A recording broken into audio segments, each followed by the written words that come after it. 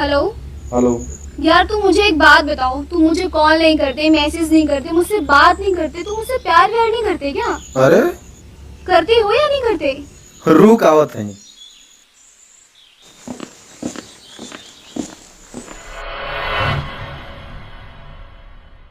अरे अरे निदिया में तो से मिली ना अखिया खुलते कुल टूट के बिखर जाला।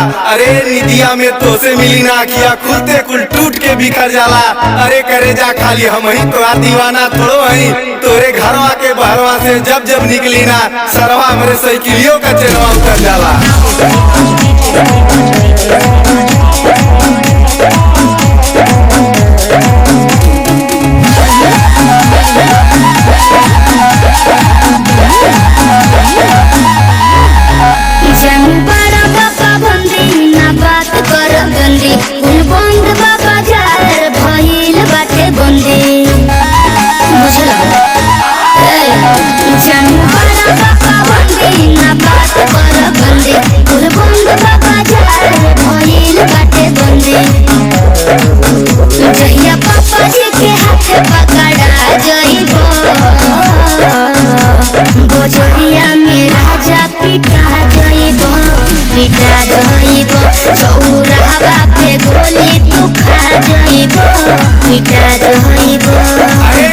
अरे करे जा प्यार जात और बिरादर देख के हो जाई जरूरी है का।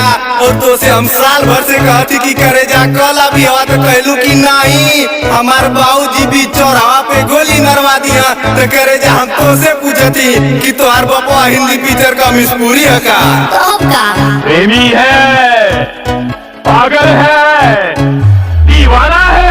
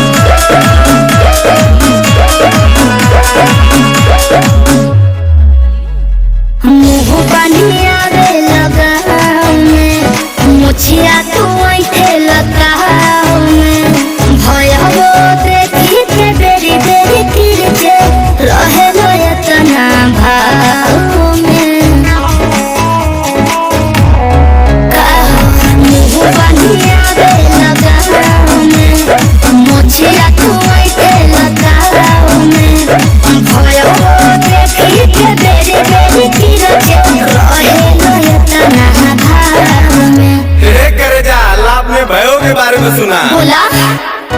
अरे करे जा हम तोरे गौवा में केतनो मुहवा बांध के आई ना है तोहार छोटका भाईवा हमके पहचान लेवेला।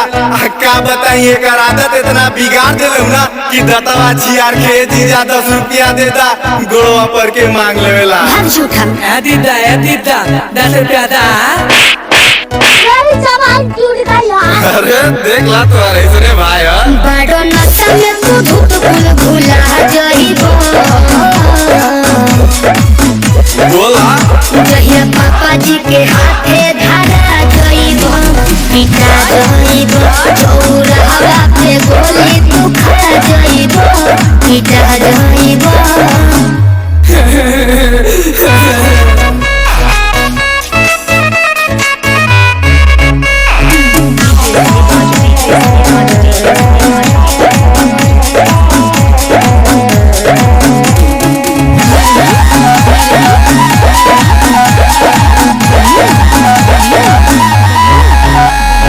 बारो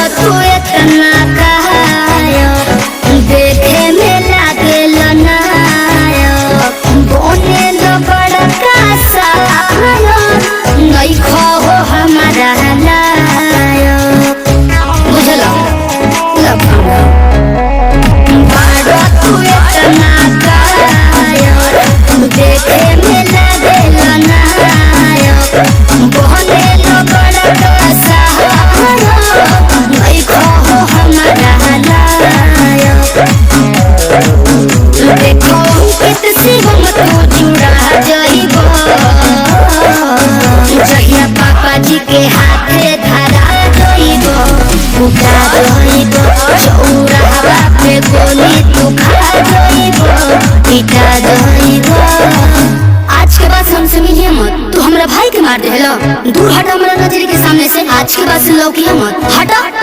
अरे भैया भौजी तो तोड़ के जात पाली हो, अब बाबूजी से ताता बा। अरे बाबूजी हमार कहले रहना कि बेटा कर ले भी हवा, माई तोर बूढ़ हो गई। अरे भैया लोग अब कैसे समझाई अपने बाबूजी के, जौने से प्यार करो तनी पगली हमारे नजरिए से दूर हो गई। भैया बाबूजी